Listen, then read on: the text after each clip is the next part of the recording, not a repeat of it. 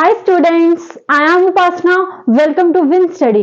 तो स्टूडेंट्स, आज हम डिस्कस करने जा रहे हैं एक्सरसाइज 12.2 का क्वेश्चन नंबर 5। तो स्टूडेंट्स स्टार्ट करते हैं। मैं यहाँ पे लिख लेती हूँ 12.2 क्वेश्चन नंबर 5। तो बेटा क्वेश्चन नंबर 5 में हमें क्या बोल रहा है? बोलते हैं rhombus shape field has green grass for 18 cows to graze if each side of the rhombus is 30 meter and its longer diagonal is 48 meter. How much area of grass field will each cow be getting?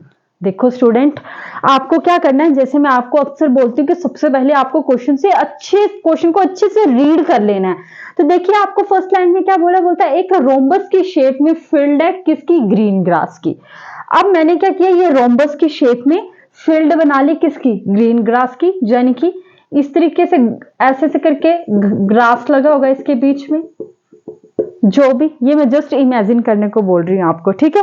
तो अगर rhombus की shape में field है आपकी, तो इस तरीके से घास लगा होगा ऐसे करके, ठीक। ये चीज डिस्कस कर रहा है इस क्वेश्चन में। और वो जो ग्रीन ग्रास है बेटे, वो 18 काउस को ग्रेज करने के लिए, मतलब 18 जो गाय हैं वो इसमें घास चर सकती हैं, इतना एरिया दिया गया है, ठीक है। आगे बोलते हैं if each side of the rhombus is 30 metre. बोलता है रोम्बस की हर एक साइड 30 मीटर है, और आपको पता है ये तो 30 मीटर सेम ही होगी। And its longer diagonal is 48 metre. बोलते हैं इसका जो लॉन्गर डायगोनल है वो 48। अब इसका लॉन्गर डायगोनल यानी कि यहाँ पे, और ये कितना बेटे? 48 मीटर, और ईच साइड कितनी है? 30 मीटर,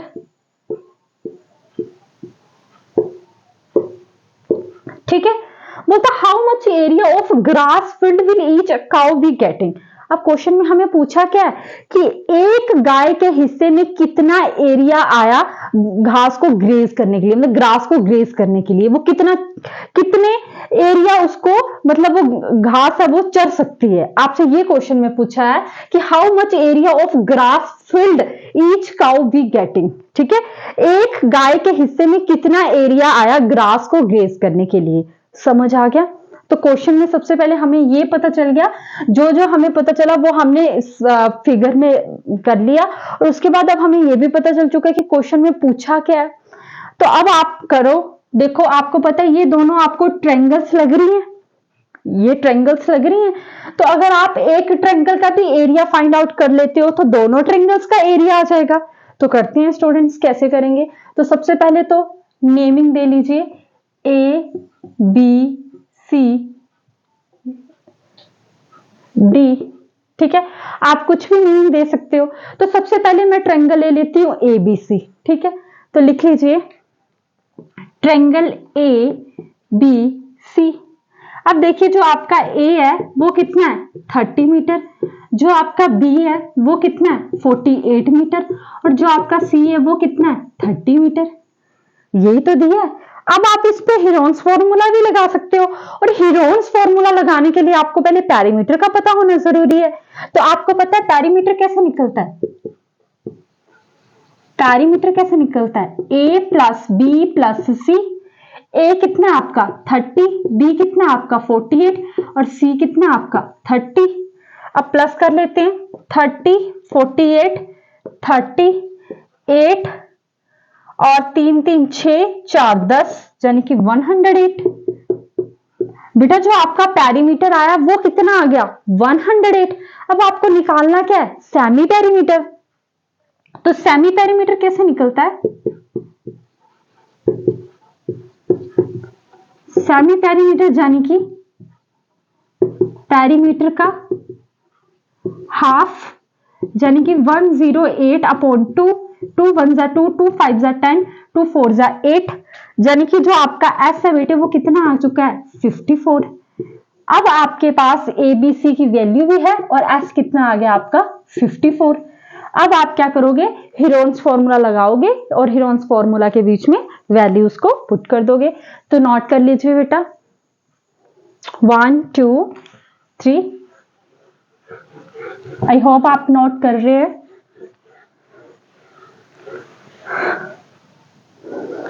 अब देखिए S minus A, S minus B, S minus सी।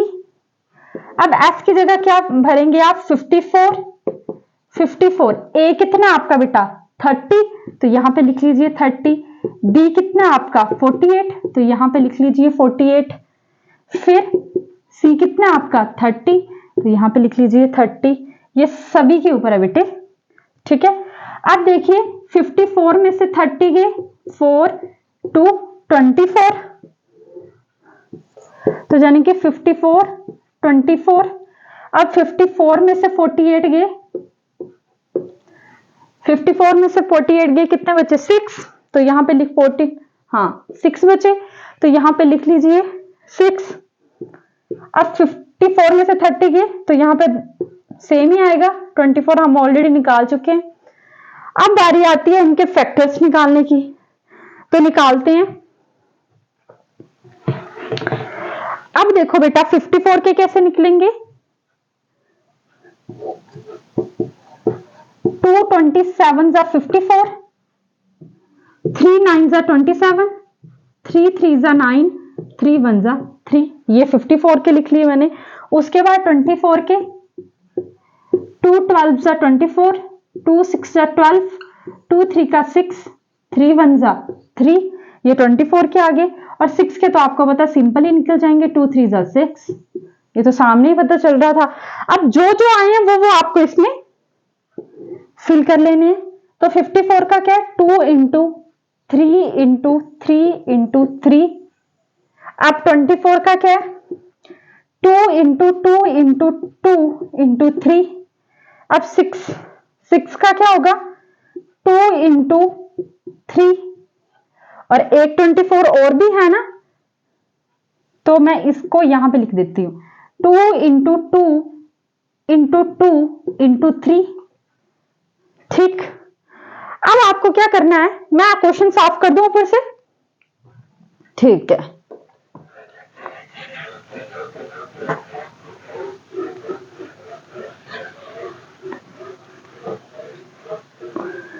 ठीक है, अब सबसे पहले आप काउंट कर लो 2 कितने हैं, 1 2 3 4 5 6 7 8। ये मैं आपको बता रही हूं कि आप कंफ्यूज ना हो। तो 3 4 5 6 7 8, अब ऐसे कर लोगे, ठीक है। अब 3 देखो कितने हैं 1 2 3 4 5 6, ये अलग से है, ये इसको मत काउंट कर लेना। तो देखो 1 2 3 4 5 6, ठीक है। अब आपको पेयर्स बनाने में इजी रहेगा, ये मेरा तरीका है आपको समझाने का, आप इस तरीके से करेंगे तो बेटर रहेगा, ठीक है। आप पेयर्स बना लो, क्योंकि अब आपको पेयर्स बनाने में कंफ्यूजन नहीं होगा ना। ये बन गए पेयर्स। अब ये क्या, एक 2 बाहर आ गया, फिर से एक 2 बाहर आ गया, फिर से एक 2 बाहर आ गया, और फिर से एक 2 बाहर आ गया। और यार यूं कहो कि अगर आपके पास 8 2 आगे थे, तो जाहिर सी बात है बाहर 4 ही आएंगे, है ना। आगे देखो 1 2 3, 6 है तो 6 का हाफ 3, ठीक है, क्योंकि 2 का पेयर एक ही बनके निकलता है ना बेटे। अब देखिए 2 2 जा 4 4 2 जा 8 8 2 जा 16 16 3 जा 48, मल्टीप्लाई 3 3 जा 9, और मुझे 48 का टेबल तो नहीं आता, तो मुझे मल्टीप्लाई करना पड़ेगा। अब देखिए 9 8 का 72, ये 7, तो 9 4 जा 36 37 38 39 40 41 42 43, तो यहां पे लिख लीजिए 43, ठीक है। तो एरिया निकाले थे, तो ये आ गया 432 मीटर का स्क्वायर। लगा पता, करो नोट इसको।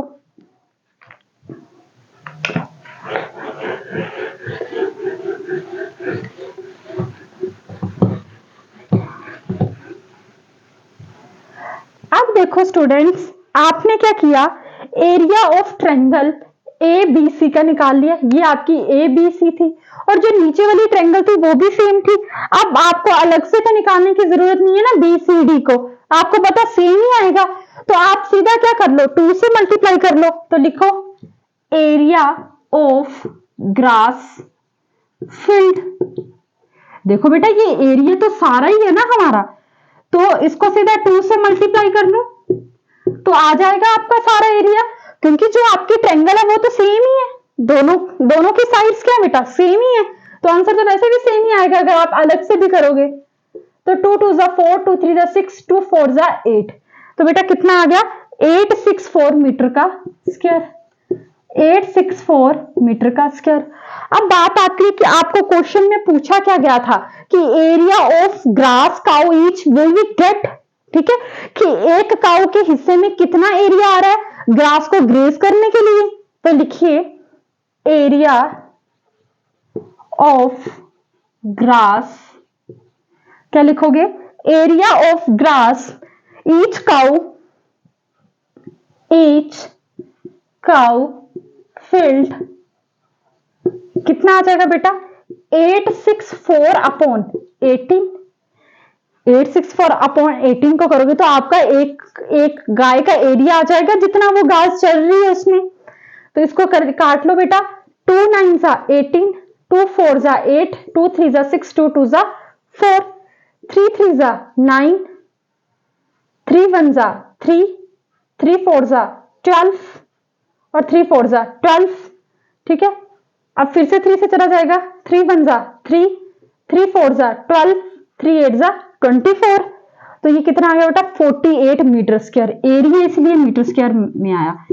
यानी कि ये जो आपकी जो गाय है बेटे, हाँ ये मैंने कैसे गाय बना दी, जो भी है, एक 1 काउ कितना कर रही है 48 मीटर स्क्वायर में जो ग्रास है वो ग्रेज कर रही है।